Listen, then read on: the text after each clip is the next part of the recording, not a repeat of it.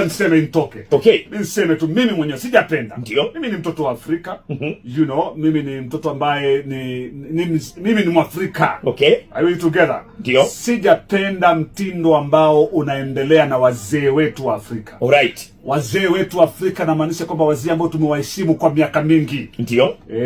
Na naongelea kuhusiana na marais ambao wamekuwepo kwa miaka na mikaka.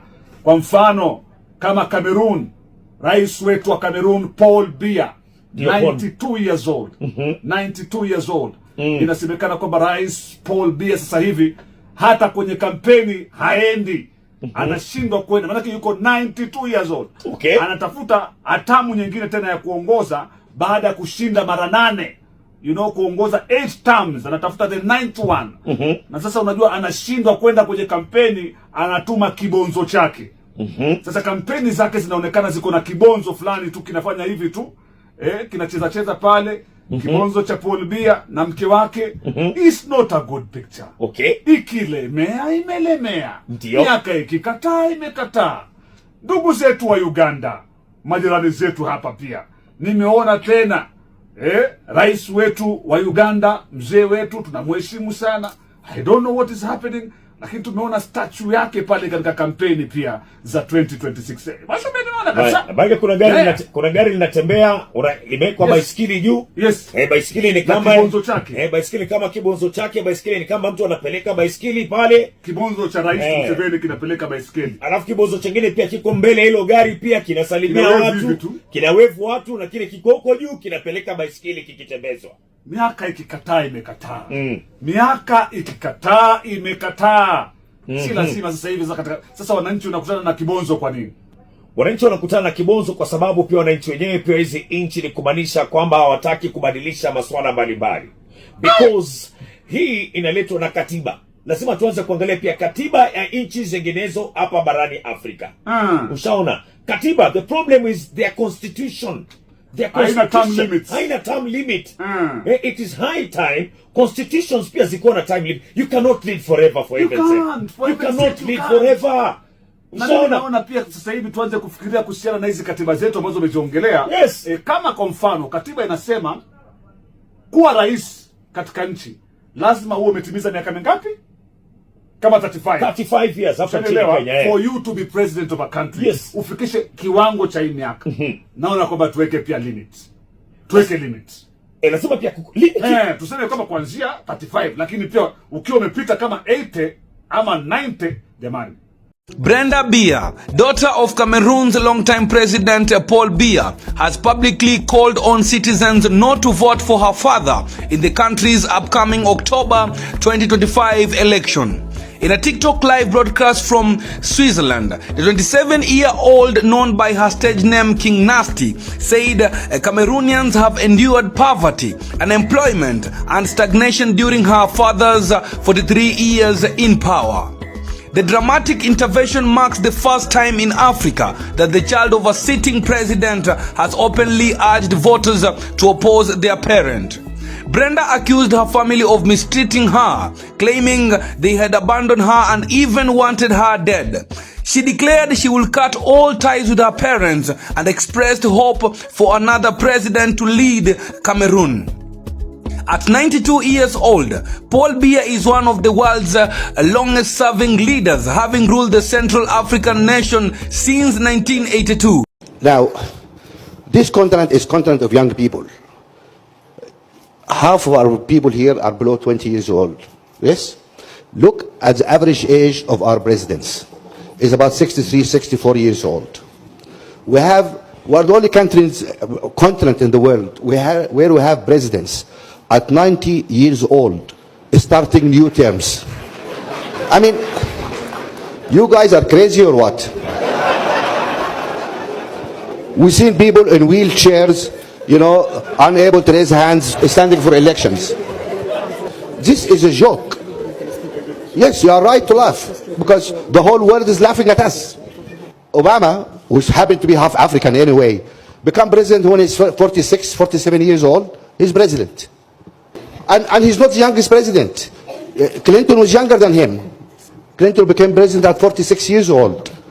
Kennedy was 40 years old, 40 something years old when he became president. Why these big countries, much bigger than us, entrust their economies, their nuclear weapons, their oil resources to people who are in their 40s? And we only pick up people at 90 years old to lead us. To lead us where? To the grave?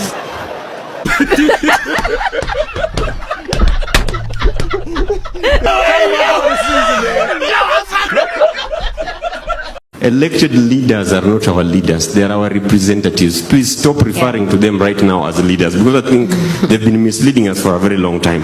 They are representatives.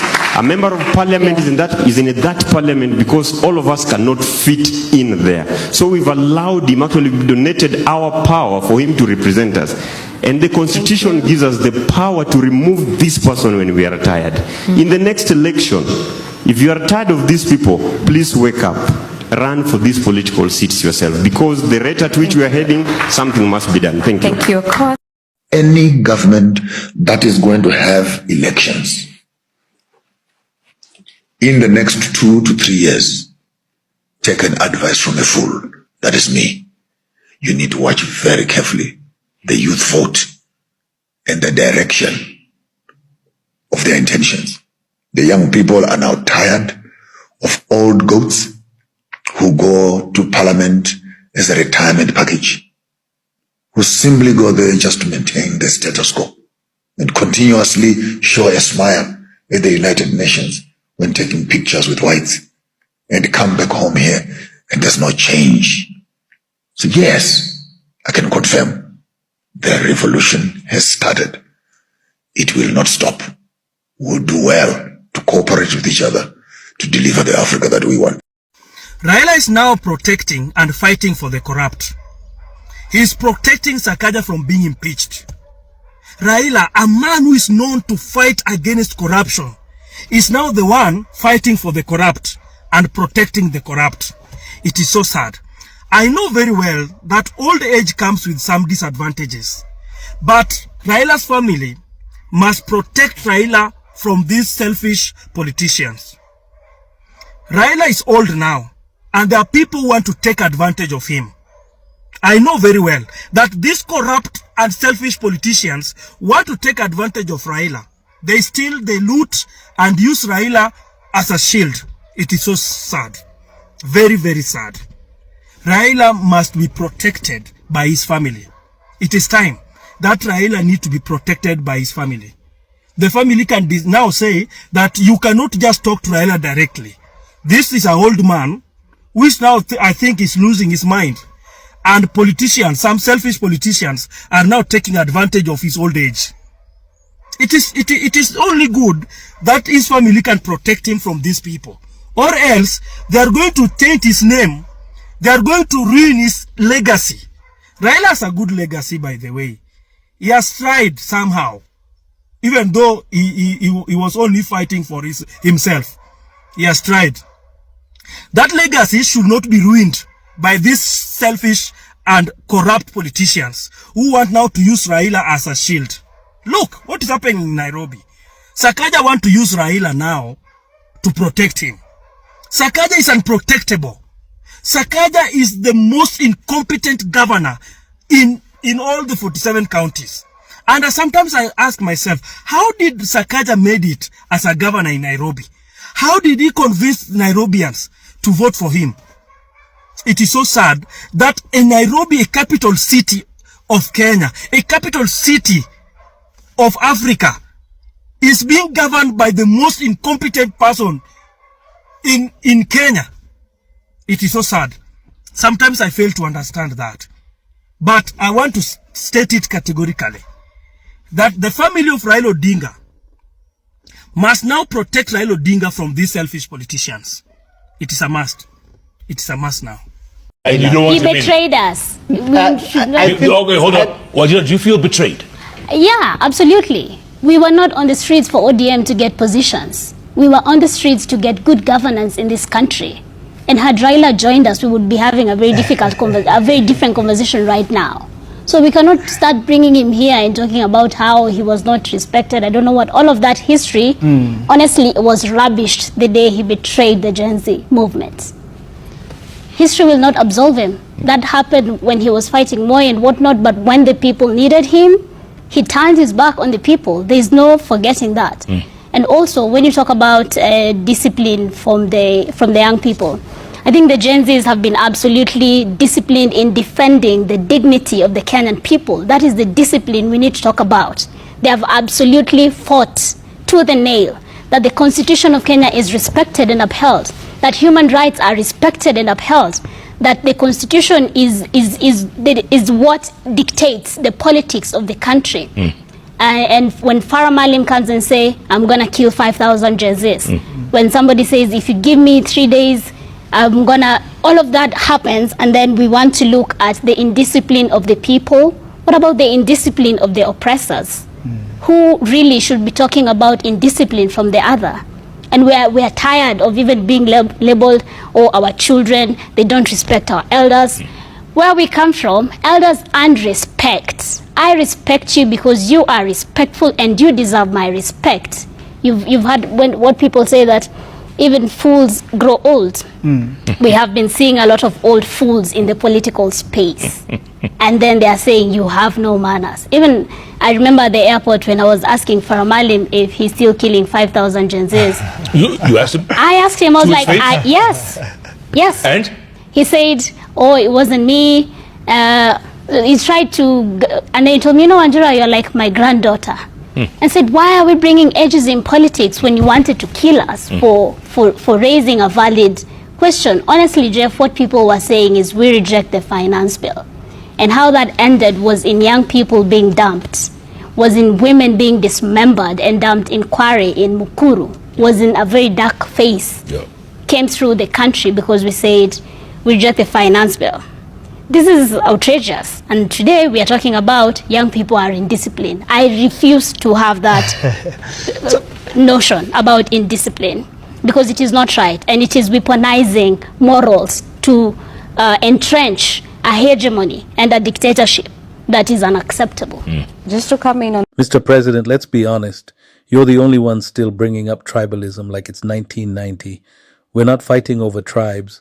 We're struggling with joblessness, high taxes, police violence, and broken promises. Every time we speak up, you throw in tribal lines hoping we'll look the other way. But guess what? We won't. We're Gen Z. We've got receipts, internet, and zero chill for bad leadership. We don't care what tribe you're from. If you're not serving the people, we'll say it loud. Stop using tribalism to cover failure. It's tired. It's weak. Fix the economy. Protect our freedoms. Respect the people. We've moved on. Maybe it's time you did too. This way.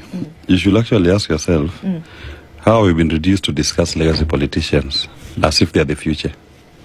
At what point did they capture the spirit of the Kenyan people that was leading a revolution last year? When the young people came out to demonstrate, it was on an issue.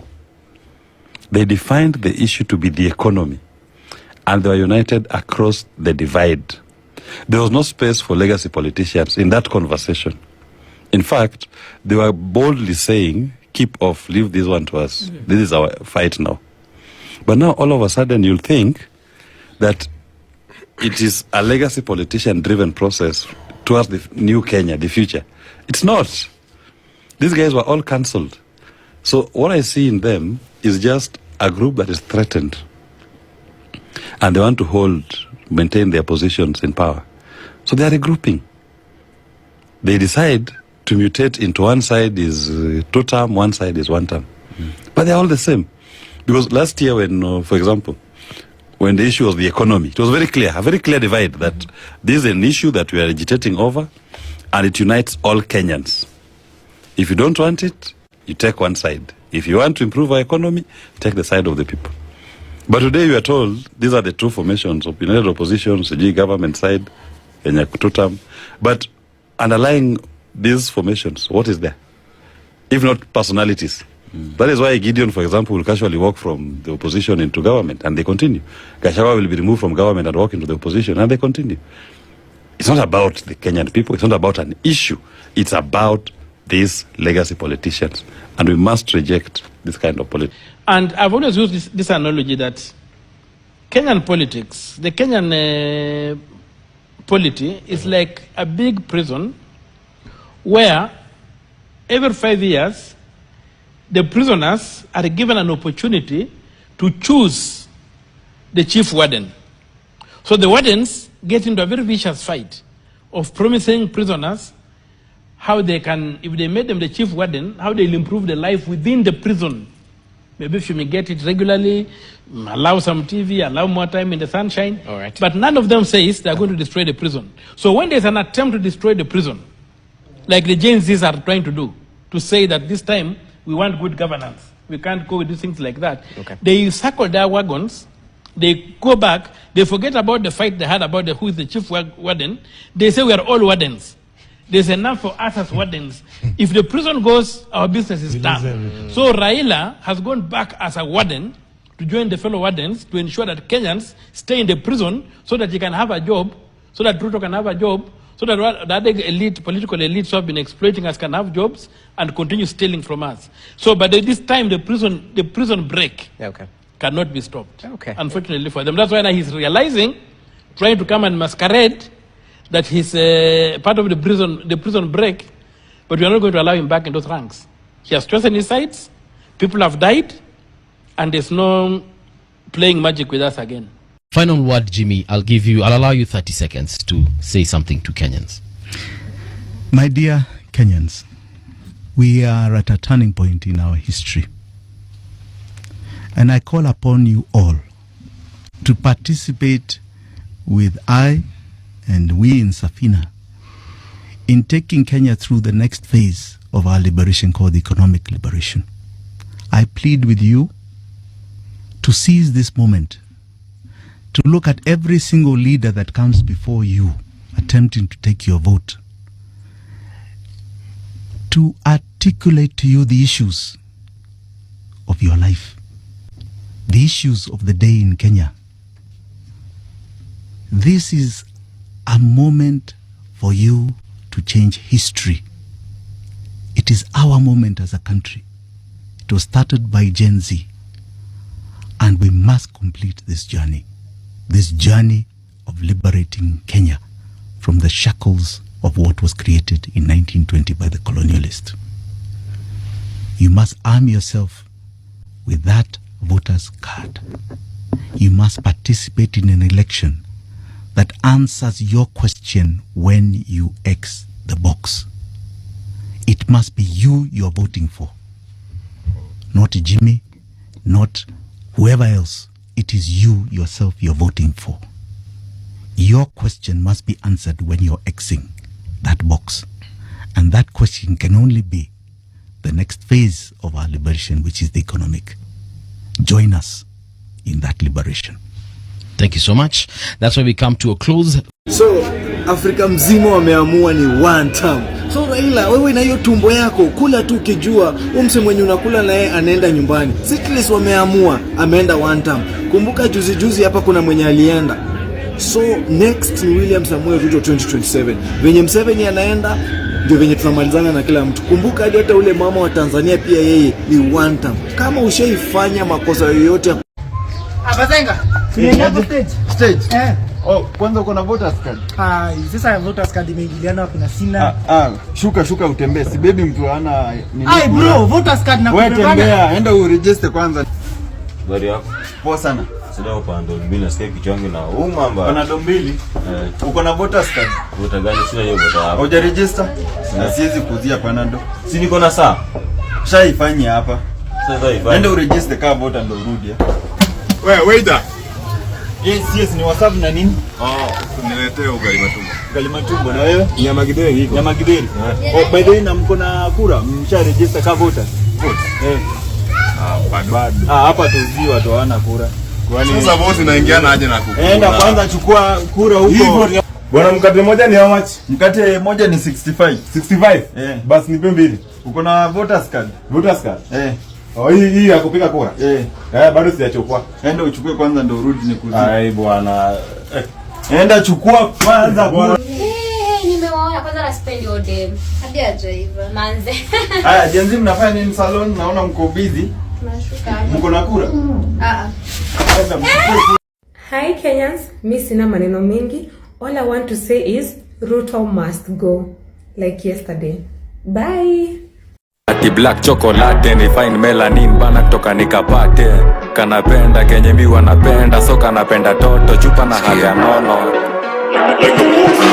Madam na kudai, umedunga mini na unapenda mangwai. Una dance fit, unawacha nikismile. Ama niko high, jua life is nice. Kono moja mbele, gine yende rembe. Paila, yoni Enyewe, Ruto must go. Enyewe, Ruto must go. By the way, Ruto must go. Enyewe, Ruto must go. Wash fire, Ruto must go. Enyewe, Ruto must go. By the way, Ruto must go.